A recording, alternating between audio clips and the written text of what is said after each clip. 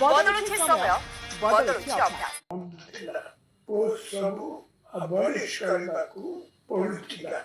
ଏହା ମୋ ପାଇଁ ବହୁତ କଷ୍ଟକର ଥିଲା। ମୋ ରାଜ୍ୟର ପିଲାମାନେ ନିଯୁକ୍ତି ନ ପାଇ ହଇରାଣ ହୋଇଥିଲେ। ଏହା ମୋତେ ବହୁତ ଦୁଃଖ ଦେଉଥିଲା। ପ୍ରତିଦିନ ମୋ ମନରେ ଚିନ୍ତା ଥିଲା କେବେ ପରିସ୍ଥିତିରେ ଉନ୍ନତି ଆସିବ ଏବଂ ଆମ ପିଲାମାନେ ରେଗୁଲାର ରିକ୍ରୁଟମେଣ୍ଟ ପାଇବେ।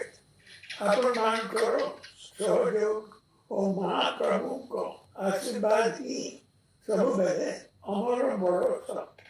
ଉତ୍ତମ ଫାଇନାନ୍ସିଆଲ ମ୍ୟାନେଜମେଣ୍ଟ ଓ ଗୁଡ୍ ଗଭର୍ଣ୍ଣାନ୍ସ ଜରିଆରେ ହିଁ ଧୀରେ ଧୀରେ ପରିସ୍ଥିତିରେ ଉନ୍ନତି ଆସିଲା।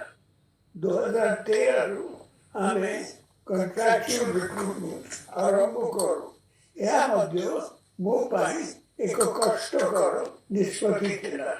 ଏବେ ଆମ ଅର୍ଥନୀତିରେ ଉନ୍ନତି ଆସିଛି। ବିକାଶ କ୍ଷେତ୍ରରେ ଓଡ଼ିଶା ସାରା ଦେଶରେ ଏକ ନୂଆ ପରିଚୟ ଆଣିଛି। ଗତ ବର୍ଷ ଆମେ କଣ୍ଟ୍ରାକ୍ଚୁଆଲ ରିକ୍ରୁଟମେଣ୍ଟକୁ ଚେଞ୍ଜ କରି ଇନିସିଆଲ ଅପଏଣ୍ଟି କରିଥିଲୁ।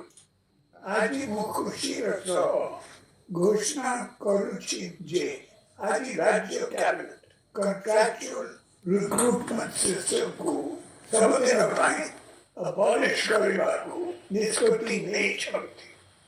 ଏବେ ବି ଅନେକ